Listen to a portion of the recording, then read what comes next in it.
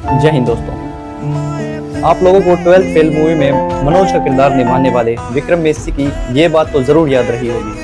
गरीब अगर अनपढ़ रहेगा तभी तो भेड़ बकरियों की तरह इन नेताओं के इशारों पे चलता रहेगा। और सभी जानते हैं कि यही अनपढ़ लोग इनका वोट बैंक है, जो धर्म और जात के नाम पे वोट देते आए हैं।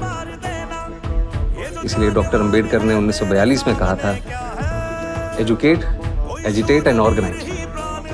अब जनता अगर पढ़ लिख गई तो नेताओं के लिए बड़ी समस्या हो जाएगी। अब एक तरफ देश का भविष्य खड़ा है तो दूसरी तरफ व्यवस्था के सवाल।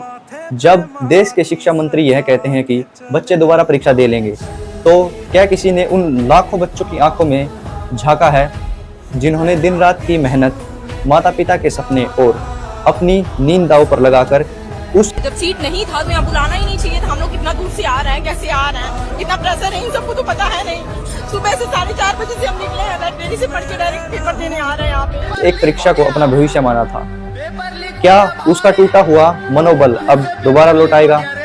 एक तरफ परीक्षा का दर्द तो दूसरी तरफ हमारी सांसों का सवाल। गाड़ियों में एथेनॉल मिलाया जा रहा है, इसके पीछे आत्मनिर्भरता और ईंधन आयात कम करने का लक्ष्य है। लेकिन क्या हम इसके हर पहलू को समझ रहे हैं? क्या अधिक इथेनॉल इस्तेमाल से इंजनों पर पड़ने वाले इफेक्ट से हम वाकिफ हैं? एक तो 25 से 30% माइलेज कम हो रहा है, दूसरा उसका रबर पार्ट्स में प्रॉब्लम आ रहा है, तीसरा गाड़ी झटका ले रहा है इंजन के स्पार्क प्लग में, फ्यूल इंजेक्टर में, और फ्यूल सप्लाई चेन जो है पूरी तरीके से बाधित हो रहा है। और देखिए, जंतर मंतर पर एक आवाज बैठी है। वह आवाज सिर्फ एक व्यक्ति की नहीं बल्कि पहाड़ों, नदियों और आने वाले पीढ़ियों की है। फुनसुक वांगडू के वास्तविक प्रेरणा स्रोत वह शख्स जो हमें सिखाता है कि तरक्की और प्रकृति साथ साथ चल सकते हैं। उसका संघर्ष सिर्फ लद्दाख का नहीं बल्कि पूरे देश के भविष्य का संघर्ष है। और जब शिक्षा की बात होती है तो हम उन शिक्षकों की आवाज भी बनते हैं।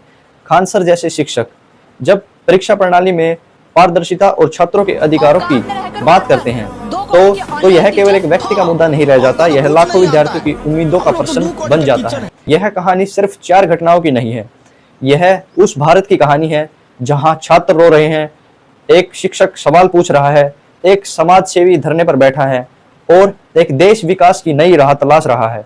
सवाल सिर्फ इतना ही है, क्या हम सुन रहे हैं, क्या हम समझ रहे हैं, और क्या हम अपने बच्चों को ऐसा भारत दे पाएंगे जहां मेहनत को दोबारा साबित न करना पड़े बल्कि उसका सम्मान हो।